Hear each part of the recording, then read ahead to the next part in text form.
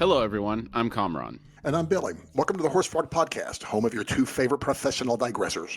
Today, we will be discussing Book 6, Chapter 19 of Gardens of the Moon, a novel in the Malazan Book of the Fallen. This podcast series is intended to be a companion to reading or listening to the books set in the Malazan universe. It's not a book review, and it's definitely not intended to be a replacement to reading the books. Know that Kamraun and I know that this series is just the best fantasy series ever written, and we're approaching this from a purely fanboy point of view, and there'll be no critique, just love, baby. We will be covering the events of the books in a linear fashion. There will be spoilers for those that have not read the books. We will try not to spoil anything prior to us covering that portion of the respective book. Now, quick warning, today's episode may contain zero violence or it may contain gore-drenched, life-altering amounts of carnage, so, take your chances. It's just not intended for minors.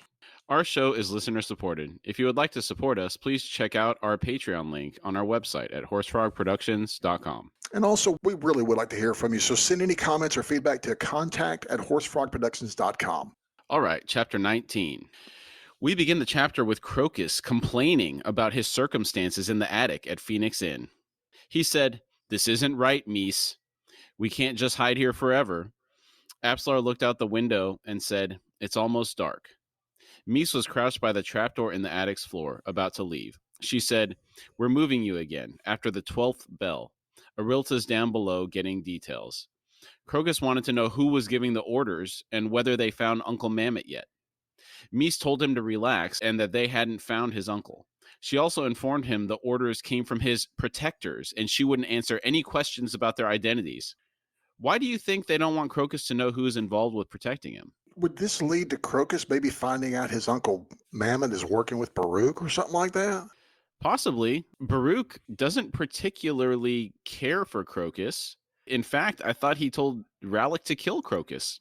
Oh, Baruch, yes, that's true, but is he aware that this is Mammoth's nephew? That revelation may have come later. Kind of what I can't remember. I know he does become aware of it at some point because the name is familiar, but I don't think it's pointed out. Oh, I think that may come later. I thought he said at one point, that's how he recognized the boy's name. Yeah. I think it was some offhand mention of Crocus or something. But I don't think that doesn't involve Mammoth. That involves Baruch. But it involves Baruch, who's the boss. Right. Yeah.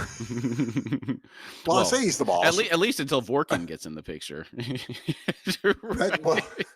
I mean, he's scared of her. I'm always still curious, especially as we'll cover more in this episode. I'm really curious more and more about Kruppa. What's his involvement in all this? Yeah, we'll get there. Who's doing what? Who's running who? Apsalar shifted to look at Mies. She noted that Arilta had been gone for a long time and asked if Mies thought something had happened. Mies broke her gaze from Apsalar. She thought that Apsalar was sharp, and that she had known that from the first time she had met her. Chert had found that out the hard way. Little double entendre there. She's sharp as intelligent, and then Chert found out that she was sharp like a knife. That's true. Yeah. And he did find out the hard way. Man, that was rough. Right in the eye. It's such a bad way to go. That seems worse than the one through the forehead that Ocelot got. I don't know what it is about getting it through the eye. Dude, it harkens back to my love of zombie movies, and there's one movie in particular, Zombie, from oh my good gracious, I should be shot. It's a Lucio Fulci movie. Anyhow, I forget, it's 1982, I think, and it has this real slow graphic eyeball, like, penetration kind of shot. You're like, oh my gosh. And that's exactly what I imagine every time I see any eyeball thing. I'm like, I imagine that scene, and it's like, no, let's imagine when that happened in this book. That is what I imagine. Yeah, no thank you. Yeah, the eye stuff, I don't like it. I don't love it. I don't love that. I don't love that a lot. It's like, oh my good gracious. Mies said, "Not sure. You both stay put." She then glared at Crocus and said, "I ain't going to be happy if you do something stupid. Understand?" Crocus looked glum and had his arms crossed. Mies opened the trapdoor and climbed down the ladder. She said, "Close this up after me and lock it. Wait to hear from either me or Arilta. Got it?" Crocus walked to the hole in the floor and looked down at Mies. He said, "Yes, we got it," then closed and locked the door. Apsalar asked why Crocus had killed a guard. This is in reference to the Darl guard that Sari had killed the night Crocus went back to return Chalice's belongings. Crocus had not told Absalar she was responsible for the guard's death, which is actually pretty admirable. It is. Is he already smitten? If he's not at this particular moment, he will be shortly. Yeah. He almost said juncture. He almost said one of my favorite words. We don't get to say at this particular juncture. Oh, yeah. That would have been an opportune moment to use it as well. Yes, it would have. It would have been quite propitious. Undoubtedly. I have nothing else. I'm sorry. All right. Okay, you can't continue. All right. Yeah, all right. I'm out.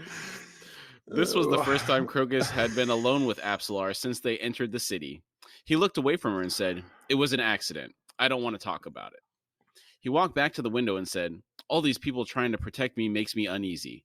There's more going on than just an order for my arrest. Hood's breath. The Thieves Guild takes care of such things. That's why they get 10% of every job I do. No, none of it makes sense, Absalar." He unlatched the window and said, "And I'm sick of everybody telling me what to do." Quick question for you here. What do you think some of the other benefits are for being a member of the Thieves Guild?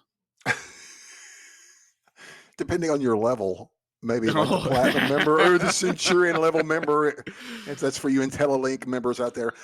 Beside the supposed legal assistance, I'm pretty curious as to what that entails too. Mm-hmm. Greasing of palms. Well, is it assassinations as well? You have to assume so in Darujistan. Yeah.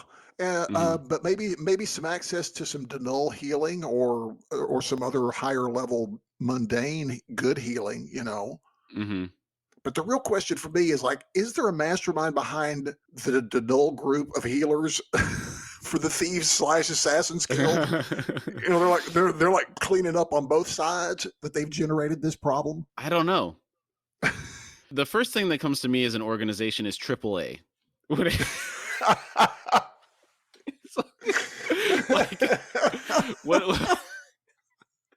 what is the Thieves equivalent of AAA's tow truck service? I don't know, but if it's AAA equivalent, you have to be present at the scene with your card present and your identification, I think. So there's a problem there, especially if you're a Thieves Guild. You know, it's like, but I am imagining it's like breaking out the AAA card. Is it a D&D equivalent, like to throwing some kind of card on the ground, or is it like that little glass vial that had the demon in it? It's like, you know, here's your like get out of jail free thing. Or yeah, you have to wonder, because how do they know you're a member? And then additionally, right. Does the membership expire at some point? Because I'm assuming you just do one job and you give them 10% tithe. That's not going to cover you for a lifetime membership. No, that's right? I'm assuming that's monthly or yearly. Yeah, and then you get a discount. It's totally AAA. You're correct. All right, let's stop totally before we design the whole payment structure of the Thieves Guild. Oh, good. Yeah, I do like the different levels though. That was a good idea. Yes. Right. Oh, I got to do it. Is Otatarl the highest level? Oh, I guess or is that supposed to be? That's too secret. Well, yeah, that is pretty secret. I forget that. You know, that is one thing I do forget in this series, is that is really hush hush. Yes. That is like super DL. I mean, that is on the super down low, and I forget it because we see it so much, and it's, you know, it becomes a prevalent part of the story in and of itself. Not this particular story, but just kind of overall, it has a particular significance. Yes. All right. So, and I'm trying to neuter my language as much as possible. So. Yes. Yeah. All right. That was my fault. Continuing along, Absalar walked up to Crocus and asked, "Are we leaving then?" Crocus said, "Damn right. It's already dusk, so we'll take the rooftops." He opened the window. Absalar asked where they were going, and Crocus told her, "I've got a great hiding place in mind. Nobody will find us, not even my protectors. Once there, I can do what I want." Absalar looked at him for a moment, then asked, "What do you want to do?" He looked away from her and said, "I want to talk to Chalice Darl, face to face." Absalar said, "She betrayed you, didn't she?" Crocus said, "Never mind that. Are you staying here?" She was surprised and said, "No, I'm coming with you, Crocus." Why do you think she's going with Crocus, knowing he had been accused of killing a guard? Is it simply familiarity? I'm sure that's got something to do with it, and I guess also part of her, lingering effects of the possession. Maybe she just knows to not be afraid. Like she can gauge people's intentions better Yeah, than the average person? Okay, maybe. probably got a quick read. Yeah. Mhm. Surratt lay in wait on the roof above the Phoenix Inn. Her warren was active within her body. She scanned the area, seeing and sensing nothing, certain that she was alone. She tensed as the attic window beneath her creaked inward. Knowing she was invisible, she leaned forward for a better look. The coin bearer's head popped out. He looked down into the alley, then to the rooftops across the street, then finally up. His gaze passed directly through Surratt, and she smiled. Finding him again hadn't taken long. She sensed the only other person he was with was the young woman with the harmless aura, which was astonishingly innocent. There were no signs of the other two women in the attic, which made things that much easier. Surratt stepped back as the boy climbed through the window. Shortly thereafter, he scrambled onto the rooftop.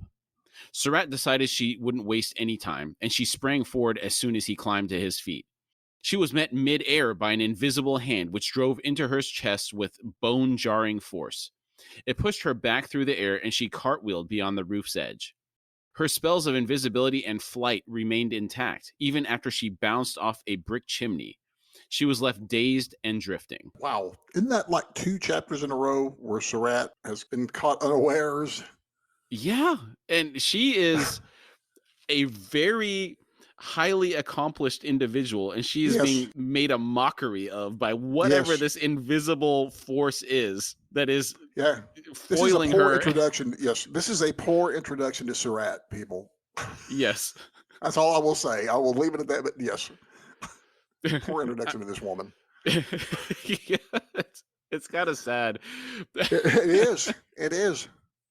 At least she didn't get her neck broken like that Yes. that one fellow that went back to Moonspawn to Oh, get a 3-day weekend for getting his neck broke. It's like, it's like yeah. that's tough. Apsalar climbed onto the roof's edge to find Crocus crouched with daggers in hand. He was searching all around them. I picture him looking like a cat when they get the friskies, just kind of randomly looking in directions, and Yeah. you see the greebles. Yeah, Is that what they yeah. call it? I don't know. I don't know. My cat, I don't know what it was. That I had one cat in particular that would do that thing where he would just get so excited by dinner and or whatever that he would it's the feet planted down, chest down, head all the way back as far as he like almost turning upside down and giving the howl and just getting real excited. I don't know. He's getting all jacked up and excited about his dinner. The Greebles? I've not heard the Greebles. Okay, so it's when they just randomly start looking. Their eyes are crazed and they're looking in every direction. And you're like, what are you looking at? And they're looking in the corner in the room. And they're looking in the other wall. Oh, I see the Gremlins. Okay, yeah, they're looking at the Gremlins. Yeah. There's a subreddit for Greebles, and it's a bunch of people with videos of their cats doing this kind of stuff. Yeah. Either way, that's what I picture Crocus doing right here. Okay. Right. Yeah.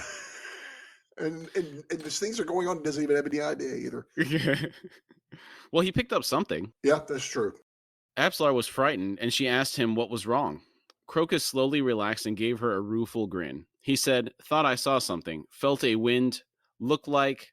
Well, never mind." He looked around again and said, "There's nothing here. Come on, then." Apsalar asked where Crocus's new hiding place was. He pointed to some shadowed hills on the other side of the wall and said, "Up there, right under their very noses." Has he completely forgotten his experience on the rooftops from just a couple of weeks ago, where he was chased and almost killed? Yeah, I don't know. Do you think it's just the stress of now he's a marked man? Well, I said that's in 12 systems. Sorry. Do you think he's being complacent because they just didn't encounter anybody on the way to Phoenix Inn from Mammoth's house? That could be. I mean, it's. I guess he's had such an exciting time for the most part this past week. I guess going out to the He's also. I'm imagining this guy's 18, 20, so he's kind of 17 or 18. Yeah, he's desensitized maybe also, right? Yeah, that's true. But but after all the excitement, it's like, okay, I'm missing something now. So he's gonna go looking for it. He wants answers or something. I don't know. He just needed to say it so we could move that way, I guess. The 12 Systems quote here. Yes. Did you see the Ahsoka trailer that just came I have out not. for Disney Plus? I saw that. Does it look good? Yeah. Okay. I'm not gonna say anymore. Just watch it. And for Star Cool. Wars fans out there, especially, we've kind of talked about this in several earlier episodes, how excited we are for Thrawn to come into the series. Well, go watch this trailer. Awesome, dude. Okay, fantastic. Yeah. Well, I'm excited. I've been waiting for the current season. I'm that guy, people. Which maybe this is what kills shows, me not watching it instantly every time it comes out. But I'm sorry, I have to wait for a show to be over for the moment. Same. And then, do not apologize. I'm the same way. Yeah. It's the same thing with these books. I have to wait for it to be completed. That's why I'm not reading the Karsa books yet. I wish I had waited, but I'm glad I did. At the same time, I did enjoy it. Mm-hmm. Well, I mean, that kind of kicked off our conversation this last time before we started the podcast as well, right? It's the impetus, I think. Mm-hmm. I think book one of the Witness trilogy is definitely definitely the impetus for the podcast. All right. We're taken to Murillo, who dressed in his cramped and Spartan room. He put on his sword belt and thought the longer he waited for Rallick to arrive, the more certain he was that Ocelot had killed him. The only question was whether Call had survived. Perhaps Rallick had done enough to prevent Ocelot from completing the contract. Murillo thought, I can hope, anyway. The crew at the Phoenix Inn would know what had happened. If Call had survived, Murillo vowed to attempt to take on Rallick's part of the plan. He checked his rapier and thought it had been years since his last duel, and Turban Orr was allegedly the city's best duelist. Murillo's chances appeared poor. Remember, there was a mention of Orr's heavily scarred forearm from earlier in the book. He has a lot of experience dueling. Must be a Heidelberg man. Sorry. I'm not familiar with that reference. It's just apparently it was back in the late, I guess 1800s. I've got no idea, but it's a medical school. But apparently dueling was really big there. People getting your dueling scar at Heidelberg was something. Okay. So getting a dueling scar was something. Okay. That kind of reminds me of the Daniel Waterhouse books by Neil Stevenson. Okay. The System of the World stuff. I told you about that. And there was a period in the books where one of the students at I think it was the London, I forget what school it was in London that they were all going to, some science academy where a lot of this research was being done. They were dressing foppishly. It was French influence. And there was this one Hellraiser guy there that was kind of setting the fashion trends, and he was a duelist. I kind of envisioned Turban Orr to be that type of character. Yes. Or in Rob Roy, Tim Roth's character. Yes. Yeah, that type of character, right? Yeah, I got you. Mm-hmm. Yeah. I love that guy. Thank you. Oh, he's so evil. I think he's the best part of the movie, isn't he? Oh man, it's hard. I mean, he leaves a really bad impression. Okay, talking about the Glenn Close effect, right? I think that might be the movie that really, that's the movie I remember him the most from and left the impression. I can't see him really as even from Reservoir Dogs. It's just it's always Reservoir Dogs for me. For the first time I saw him, and so I was just like, whoa! I mean, that movie blew me away. I saw that movie before Pulp Fiction came out. I'm like, holy moly, that's a great movie. Mm-hmm. He's great. And then you find out the fella's English, and you're like, oh my word. Have you watched 10 Star on Amazon? No. I've been curious about that one. He's the sheriff in that one. Okay. And like up in Alaska. An evil sheriff? No, I think he's a hard. It's going to be a hard. The Glenn Close effect. It's right. It'll be hard bitten. It'll be a hard bitten ex-alcoholic thing. I think going on and probably some. It's Amazon, dude. They get kind of deep. They get off in the weeds a little bit sometimes. Right. I like it, but I mean, it's Amazon. Yeah. Everybody has their own formula. You know exactly what I'm talking about. I'm starting to discover this about streaming. Have you discovered that with certain people's product, Netflix product, Amazon product? Yeah, I have to imagine it has something to do with the people that are responsible for making the decisions for production. Yeah. Right? There's probably a few key people that have been hired, because when you look at Disney Plus in particular, they Yes. have certain people that they're putting in charge of certain franchises, and that's Right. kind of how you see the trend of what is coming out, the overall theme, whether they're adulterating the historical I have a question. fan base or Yes, I have no problem with I am the historical fan base for you people out there. I don't know if I've mentioned it before. I have lots of comics. I have several thousand issues of comic books. Do you have a problem with they can't keep it coherent as far as the length of time of an episode length? Does that drive you nuts? Mandalorian can be 30 minutes, it can be 20 minutes, or it can be 50 minutes. Yeah, I don't particularly like a high deviation. If it's like within 5 minutes, I'm probably okay with it. As long as it's over 45 minutes, I'm okay with that. Yes, it's such a bad that drives me kind of bonkers. Mm-hmm. I think that this season I've looked at them so far, the episodes appear to be a little bit longer in length. I'm kind of psyched by that. Yeah, they took a little longer for it to come out this time, I think. Yeah, it apparently did. So I'm excited though. I don't know where we are. It's about halfway point, I think, or something. I think I saw there's 2 more episodes. Okay, right on. Yeah. Okay. Let's. Sorry. a lot of digressions today. Yeah. Wow, bad. Okay, sorry. As Murillo donned his cape, he wondered who this circle breaker was who delivered all this devastating news. And we didn't get to hear the end of that conversation in the alleyway when Circle Breaker came up to him. No, that was a pan. Yeah, we just kind of panned out on that shot. Yeah. I have a message from the eel. The eel. Cut to black. Murillo's line of thought continued, and he wondered how this eel justified involving himself or herself in his and Ralik's schemes. Murillo's eyes narrowed, and he thought, was it possible? That little round runt of a man? Who could he be describing here? The only clue left out of this was sweaty. Well, we're in Sweaty Town, if you forgot. That's true. Everybody's sweaty. Is Darujistan Houston? Yeah, that's what we pretty much established that last week. Yeah, I think we did. Yeah. I think we did be on that Lake Azure, but yes, it is Sweaty Town. Yeah, the lake proximity does that to you.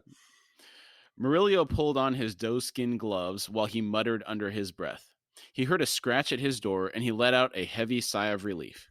He opened the door and said, "Ralik, you old bastard," but saw no one. For a moment, he thought the hallway was empty. Then he saw Ralik lying on the floor, his clothing soaked in blood. Ralik looked up at him with a weak grin and said, "Sorry I'm late. My legs keep giving out."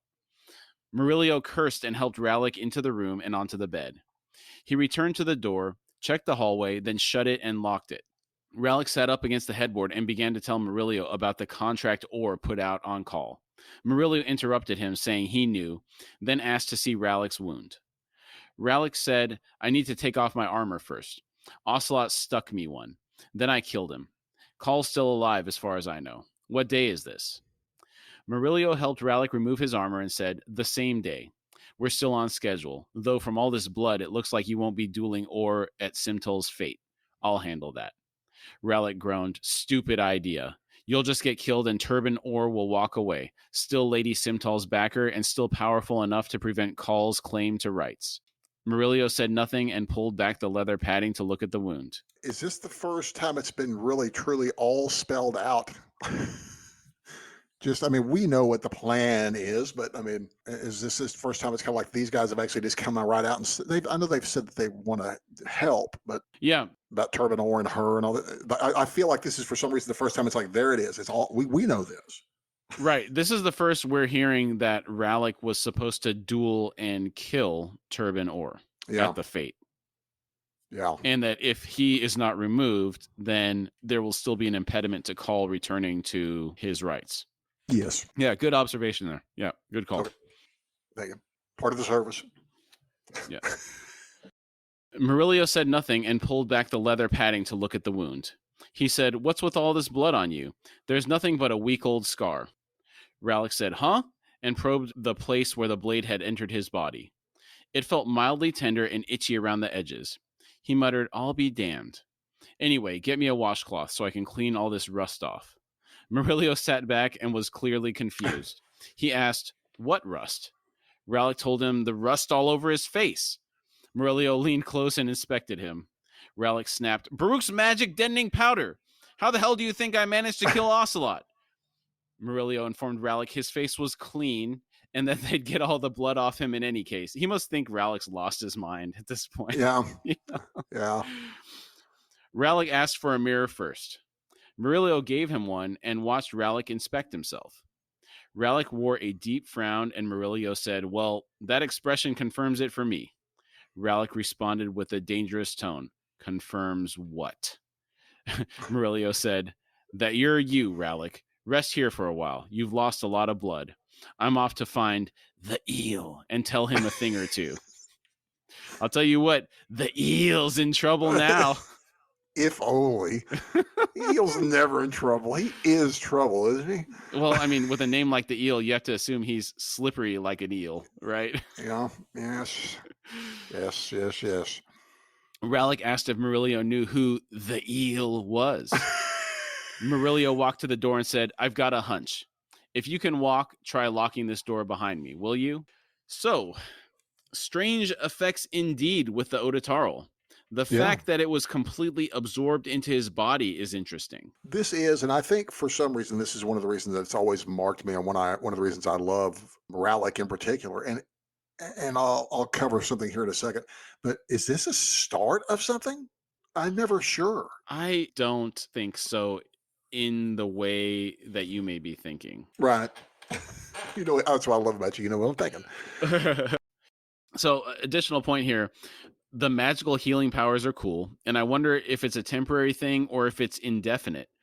Did Rallick turn into Wolverine here with superhuman healing powers? I don't know. We're taken over to Kruppa. He mopped his brow with a limp, sodden handkerchief. He complained, "Kruppa has uttered every single detail at least 1,000 times, Master Baruch. Will this ordeal never end? Look at yon window. A whole day in Kruppa's life has passed." He's positively squirming. I love it. Oh, I love it. Baruch sat frowning down at his slippers. He occasionally wiggled his toes. The minutes passed, and it was as if he had forgotten Kruppa sat in the room. It had been this way for the past hour, no matter how much Kruppa spoke. That has got to get to Kruppa, being unable to talk his way out of the situation. Oh, you know it. I love it. And it makes me wonder, though, who is in charge here? I know Baruch appears to be in charge, but as we know, Kruppa can test the patience of anyone. Is he the avatar of impatience? Would he be the avatar of patience? Because he's more patient than anybody. Yeah. Is it patience to wear people down like these poor people that are his friends in the card games that he just talks them through the whole time, never playing, and wins just because they quit? Yes. Is that patience? I think so. Okay. Yeah. All right. Okay. Kruppa tried yet again. "Master Baruch, may your loyal servant leave? He's not yet recovered from his horrific journey in the eastern wastelands. Simple fare of roast mutton, potatoes, fried onions and carrots, mussels and garlic butter, dates, cheese, smoked slipper minnows, and a carafe of wine now occupies Kruppa's mind to the exclusion of all else. Such as he has been reduced, his world contracting apace with his stomach." That's a simple fare. That is a tasting menu of at least 7 items plus the wine. So he's the avatar of revelry. He's like Bacchus or Dionysus. Absolutely. Yes. Baruch interrupted Kruppa and said, "For the past year, an agent of the eels," he's not gonna say the eel because he thinks he's above the eel. Yes. Okay. Yes. Yeah. Yes. Is he? Oh, is he? I He don't know. thinks he is. He might be. Yeah. No, he might be. I don't know. I don't know. The stuff Okay. that I've read later on is kind of weird too. Mm-hmm. So he's pretty tough hombre. For the past year, an agent of the eels, known to me as Circle Breaker, has been providing me with vital information regarding the city council. Kruppa shut his mouth, which made an audible click. Baruch said, "It lies within my powers, of course, to identify this Circle Breaker at my leisure. I have a score of missives written in his own hand. The parchment alone suffices. I am considering doing so. I must speak with this eel. We've reached a critical juncture in the life of Darujistan, and I must know the eel's purposes. We could work in close alliance, sharing all we know, and perhaps we can save the life of this city. Perhaps." Kruppa cleared his throat and again wiped his brow. He carefully folded the handkerchief and stuffed it into his sleeve. Do you think sweat dripped from that handkerchief as he folded it? Oh yeah. It's the old Looney Tunes. It's the old Bugs Bunny or whoever's wiping the sweat, and it just wrings it out. It's like a bowl full of water. It's like it's not a little. It's a lot. Yeah, it's like a chamois. Yeah. ShamWow. Oh no! Oh my good gracious! I love that. Yeah. Kruppa quietly said, "If you wish to convey such a message, Kruppa can oblige, Master Baruch." Baruch looked at Kruppa and said, "Thank you. How soon the reply?" Kruppa told him this evening. Baruch said, "Excellent. I admit to resisting my own decision to compromise this circle breaker. The means you offer seem the best. You may go now, Kruppa." Kruppa bobbed his head and rose. He said, "Until tonight, then, Master Baruch. The walls are closing in on the eel." I'm still trying to recover from this ShamWow reference. Oh, good gracious. I'm sorry. That guy was great. He was also the slap chop guy, wasn't he? Was it Billy Mays? No, there's Billy Mays. It's like the cleaner cut version, the less plagued by scandal, shall we say? Oh, okay. As this fellow. This guy's kind of the blondish looking guy. Yes. Yeah, okay. But all I could think about, of course, is South Park, the Dead People episode where it's Billy. "Hello, folks, Billy Mays here." And I keep seeing Billy Mays, Yes. But that's who I think about as Billy Mays, though. Right. But it's not. We're not trying to besmirch the name of Billy Mays. No, of course not. Yeah. He seemed to be a generally decent guy. Yeah. Mm-hmm. I mean, he brought us OxyClean. Dude, I'm forever thankful for OxyClean alone, Fantastic product. Yeah. I mean, Chipotle. If he had brought us the Flex Seal, he would have been legendary. Oh, my word. Oh, my word. All right. We are off the rails tonight. Yeah. It's bad. It's like every section's a guaranteed digression. We're trying to spice this episode up. It was such a short episode to read. I'm like, dadgum, it went by quick. All right. Oh. Call slept while the bridge burners continued their discussion. Mallet said Call may sleep for days given how close he had gotten to Hood's gate. Perrin was frustrated. Something was missing from Whiskey Jack's explanations. They had gone ahead and planted the mines, and even now still plan to detonate them. Additionally, they were attempting to contact the Assassin's Guild, offering a contract on Darujastan's true rulers. These facts contradicted the idea of a continent-wide revolt. If anything, Dujek would likely be seeking local alliances. As Whiskey Jack's explanation went on, Perrin saw a pattern emerge. He broke his hour-long silence and said, "You still intend to cripple Darujistan, and I keep thinking about that. And now I think I've worked out why. What you seek is to crack this city wide open. Chaos in the streets, a headless government. Everybody who matters shows up and they kill each other. What does that leave?" Perrin leaned forward. He wore a hard expression. He went on. Dujek's got an army 10,000 strong and about to become outlaws of the Empire. Maintaining 10,000 soldiers is an expensive business. Housing them is even tougher.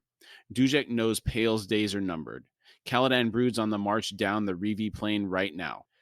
Are the Moranth about to pull out of the alliance? Maybe make a move of their own? Tashrin's in Pale. Maybe old One Arm can handle him, maybe not. How am I so far, Sergeant? Whiskey Jack glanced at Kalam and shrugged. He prompted Perrin to continue. Perrin said, Darujistan's filled with panic. No one knows anything. In marches Dujek, rebel army at his heels. He'll set things aright. Wealth beyond measure falls into his lap, and he'll need all of it if he's to oppose what the Empress sends after him. So the city gets conquered after all. Fancy that. Perrin sat back. Whiskey Jack grinned at the surprised look on Mallet and Kalam's faces. He said, not bad, with one piece missing, something that might relieve the captain's sense of betrayal, if not his outrage. Perrin gave him a cold smile and said, surprise me. Whiskey Jack said, all right, Captain. We don't give a damn if the Empress wants to come after us. She won't have much to do it with, since 7 cities is days away from reclaiming its independence. It's coming down, Captain, on all sides. So why do we maintain our army? Look to the south. Something's growing there. So ugly, it makes the Imass look like kittens. When I say we're in trouble, I don't mean just Genebacus. I mean the entire world. We're all in for a fight, Captain, and that's why we need Darujistan. Perrin skeptically asked, what's to the south? With a breath of fear, Kalam said, the Panyan Seer. So the rumors are true then. The Seers proclaimed a holy war. The genocide's begun. Genocide. That's some additional information we didn't have from what Dujek told Perrin. We had only heard about a holy war. Yeah, that's right. And my question, if this isn't going too deep, is was this already brewing under the surface when Quickbin and Kalam got recruited into the Bridge Burners? Probably, given the timeline of things. Whatever's happening down there, it takes a while for something like that to build. Yeah, it doesn't happen overnight, right? And so I forget exactly when the Bridge Burners went to 7 cities. They had just gotten back from 7 cities when Perrin met Whiskey Jack the first time. Yes. So that was, what, 8 years ago? 7, 8 years ago? Something like that? Yes. Or was it 9 years ago? Something like that. I can't recall right off the top of my head. That kind of makes sense. It may be somewhere in there. But that would take about that time. That could lead to this, or it could be one of the things that just, builds up to it. Okay. Mm-hmm. Yeah. We will be ambiguous here because we don't want to give too much away. Exactly. Yeah. Mm-hmm. Whiskey Jack stood and told Kalam, explain it to the man. That guild still needs contacting, if possible. Hood knows we've made a show of ourselves at this bar. Might be what's needed, though. Real quick, it's like Vietnam. I mean, seriously, and I'm not joking. I mean, Vietnam was a long time brewing and a lot longer than people realize. I am not familiar enough with the events leading up to Vietnam to be able to. Nor I. I just know.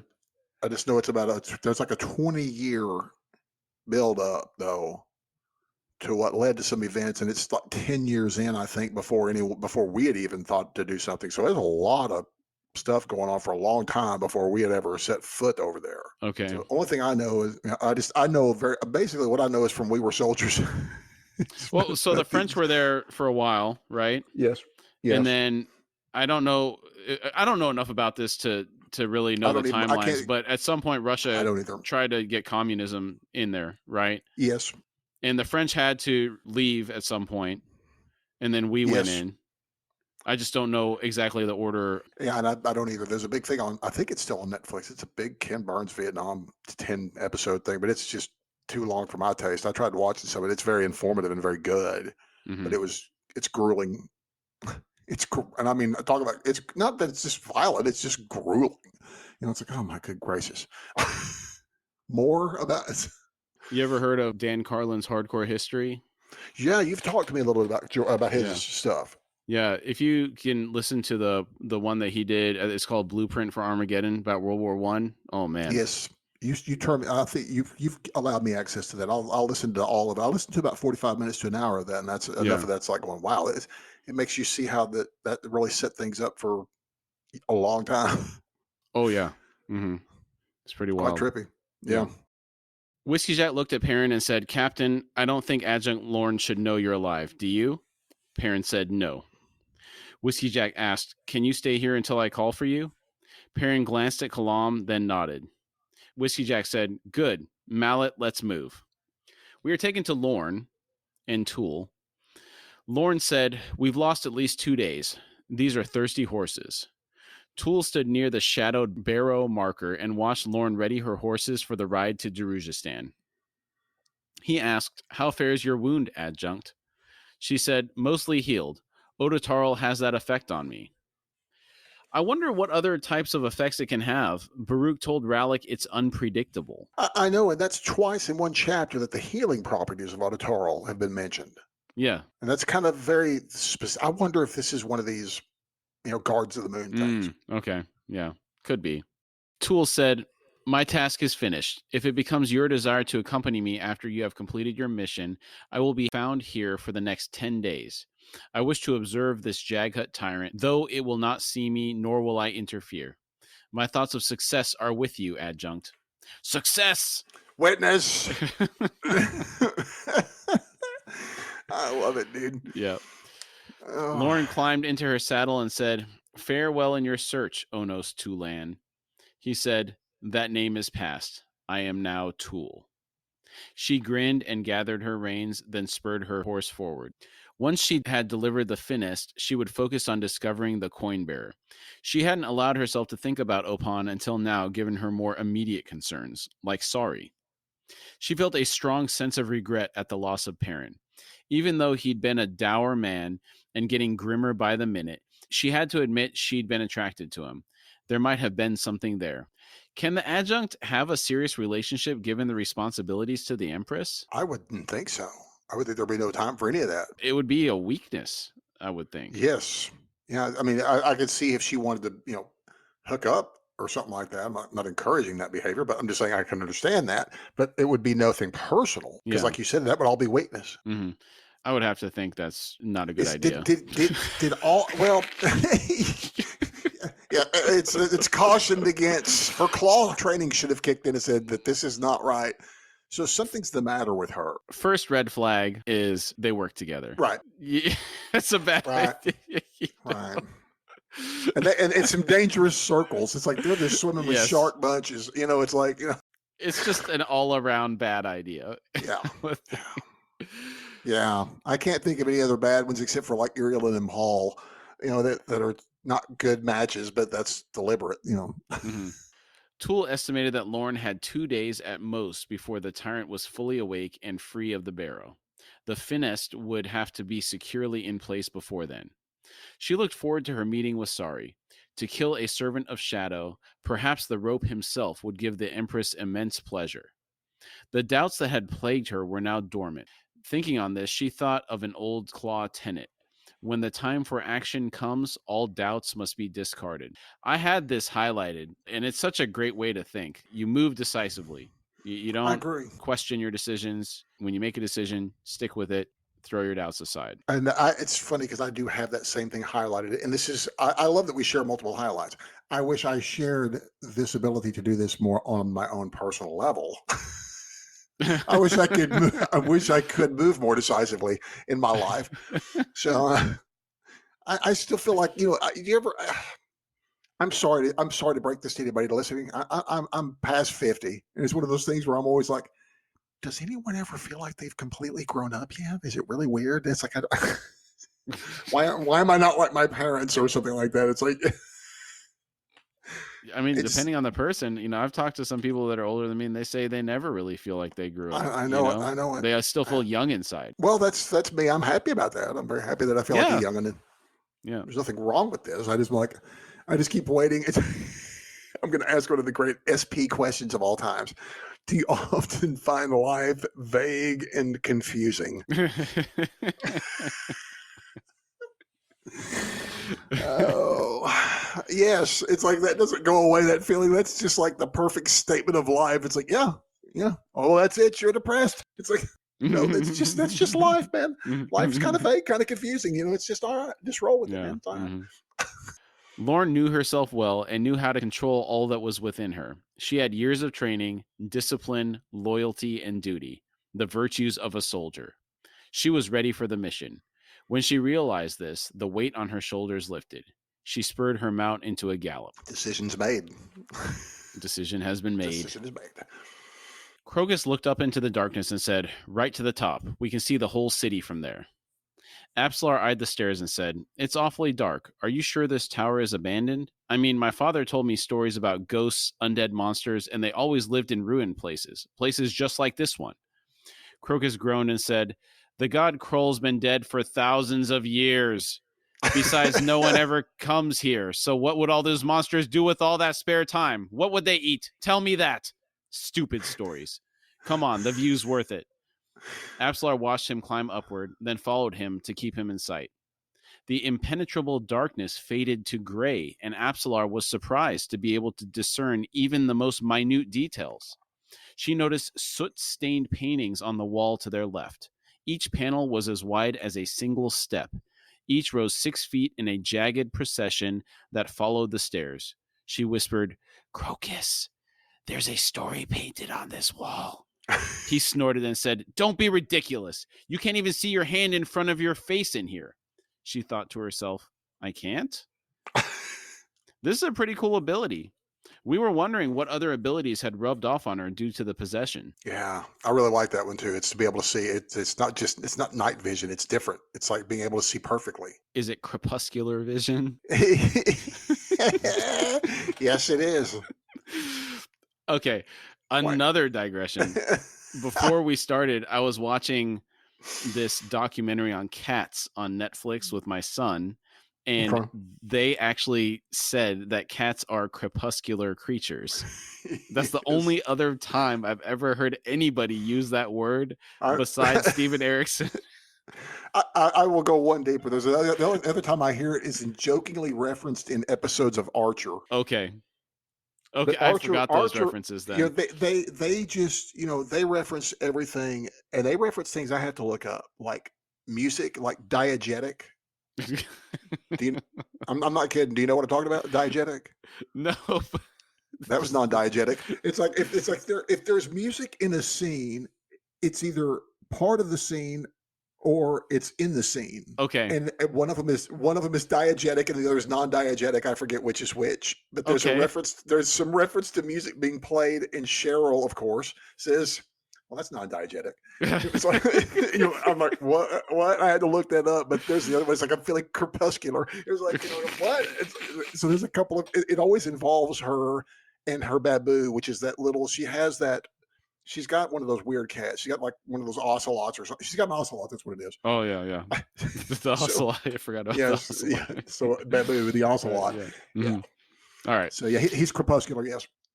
Crocus went on. "Wait till you get up top. Those clouds we saw should have cleared the moon by now."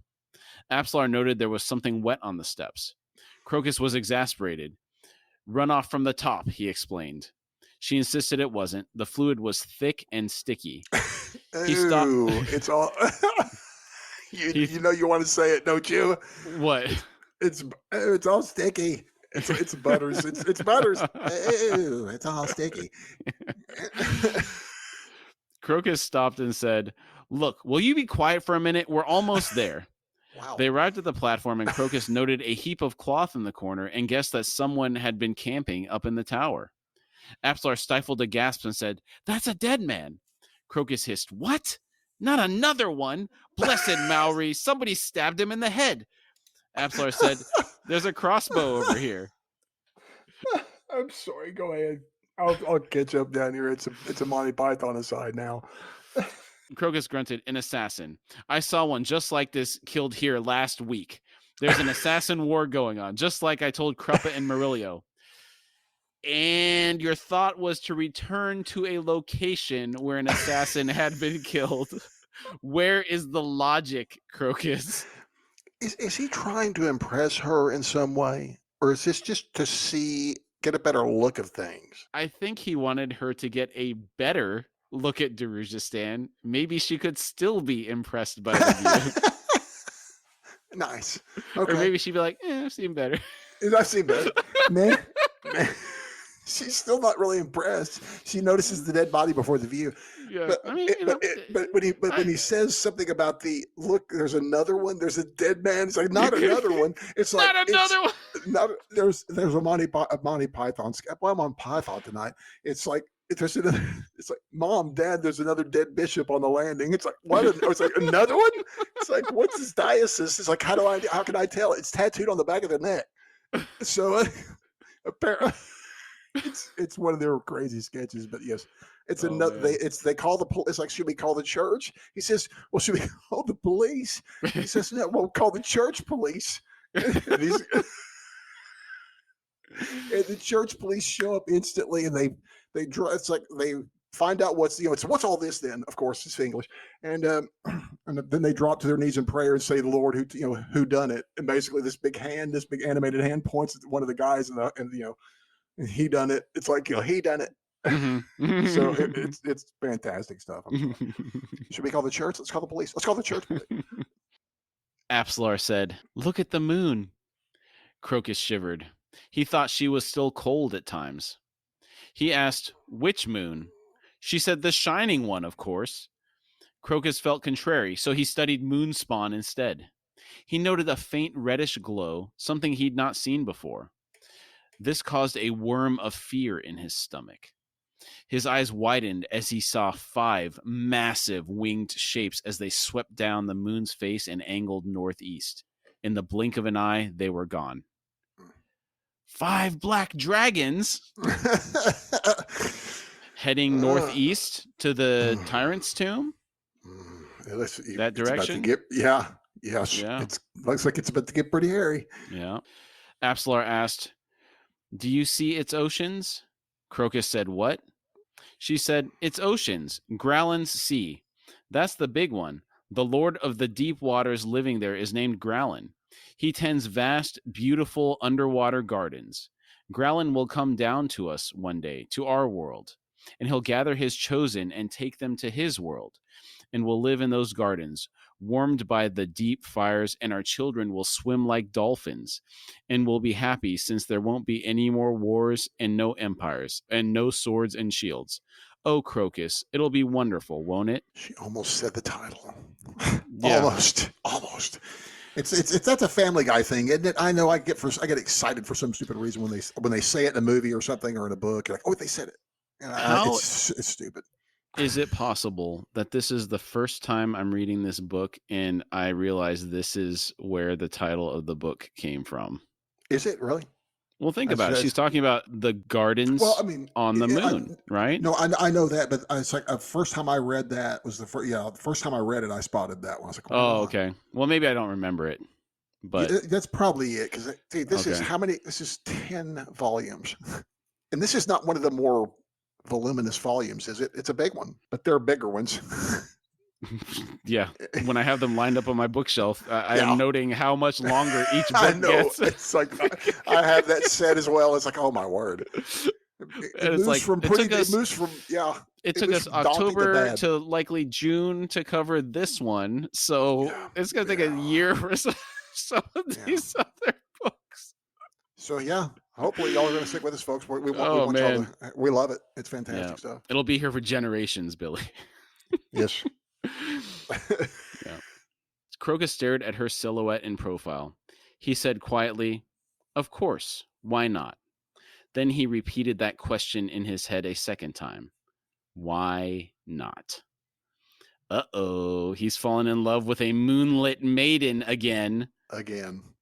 Yeah. This guy's got a type. I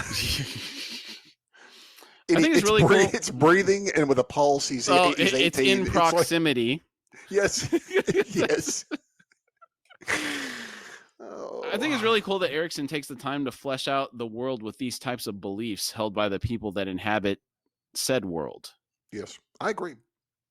Yeah, because she didn't have to have this whole religious backstory, right? I do. I agree that, again, one of those layers that he adds to people, just that he took the time to give this person something to even believe in. Yes, is intriguing. Mm-hmm. Yeah, that's one of the reasons why I like his work so much. It's a lived-in world, with a history. Yeah. And thus the chapter ends. We are on the cusp of the activity that we've been building up to. I know it. I've said this for 3 episodes, and I apologize. It's at least 3 episodes where I said, oh, dude, we're entering the third act. We're entering the third act. No, this is, okay. I know for a fact it's the third act because the next page says what books is 7 or whatever, the fate. So it's like, dude, it's on.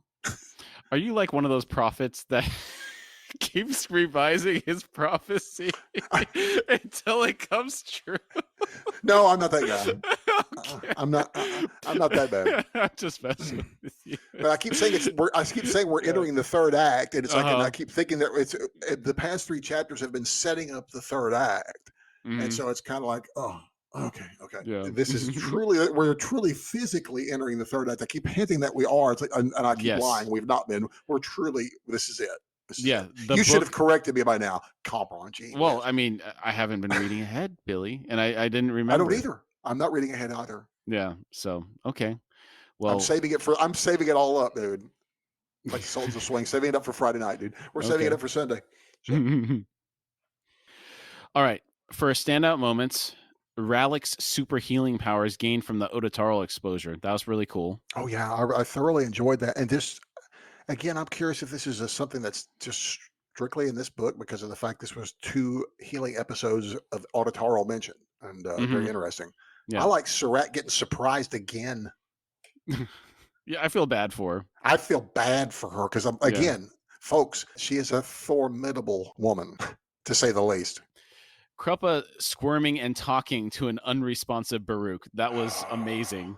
I do enjoy that. And I have to again ask, is Kruppa a mask? I mean, is you know what I'm saying? Does that question make sense? Is this all part of who is? No, I don't know just what think Kruppa it's is. him. I think it's him. Yeah. Okay.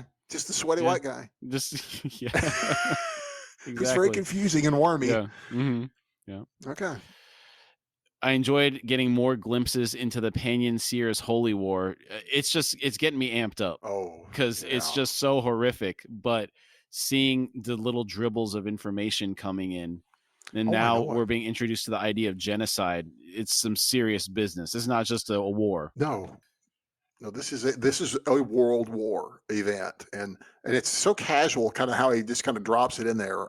Big info gap for us to fill in, and unless you've already read the series. Tool separating himself from his clan upon the completion of his mission. That was cool. That is, and I'm always kind of curious what he sees. I feel like I don't know why, but I feel like it's something that maybe it's just a Gardens of the Moon thing, where I feel that there's something that he sees in her. And I don't know why I always feel that about him and her relationship, even though there's not much to see. But he said something more cryptic earlier about my child.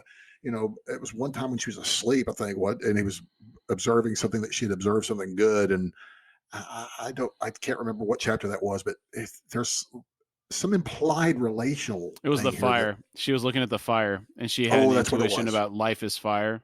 That's what it was. Yeah. So I don't know. So it's like it was like she connected with him on some kind of primal level that she's unaware of. Is how I almost feel about them in this book. Do you get that, or is that just me? I think that there was a little bit of that with what you said there with the fire thing, but also when she was having misgivings about freeing the Jaghut tyrant, they shared that. Yes. So I think that he's going in search for answers, and he thought maybe she would want to join him. Yeah, I think that's cool. I mean, it's like, dude, it's like he wants to go all Clint Eastwood, man with no name kind of deal. And it's like, you want to come along? It's like, yeah, but that could be dangerous hanging out with that fellow. Yes. Yes. Yeah. I enjoyed seeing more of Apsalar's abilities come out. Oh, yeah. I love her new night vision upgrade. It's like very nice though. It's not like heat or thermal. It's not Predator style. You know, I have a feeling it's like you could see the world. It's just like, oh, I could see everything kind of nicely. This is probably not appropriate. I'm not going to include it, but it's more Buffalo Bill night vision. Yeah, it kind of is. It is more. Should I leave that in? Yeah, I think you need to leave that in. Oh, good gracious. That's great. That's fantastic. I need to thank you for that. That's twice. You've got me really good. Yeah. Oh man, I love you, dude. That's fantastic. And then of course we have Absalom almost saying the book title, but nothing's gonna trump the Buffalo Bill night vision reference. I don't think. That's fantastic. All right, Billy. That's fantastic. On our final digression, we will end. Do you have any final thoughts for the No. Man, we covered Star Wars, had a little South Park, some Signs of the Lambs, Monty Python, a lot of Monty Python, and ripping yarns. Michael Palin. Still, so yeah, huge digression list. You would think I'd have a checklist. I'm not. I'm just. Oh that's man, just my insane mind, dude. Yeah, yeah, you did great tonight. Great. Thank you for putting up with me for tonight. I appreciate that. All right, great job. Good job. All right, thanks everybody. We'll see you next week. Hey, good episode, everyone. Can't wait to see you next week. We thank you all for joining us today. Again, we'd really like to thank you for taking the time to be with us, and we've had a really great time talking about the topic today. If you would like to support our show, you can find us at horsefrogproductions.com, where you can find our Patreon link. Depending on the platform you're listening from, it may also be in the episode description. And if you'd like to contact us through email, it's at contact@horsefrogproductions.com.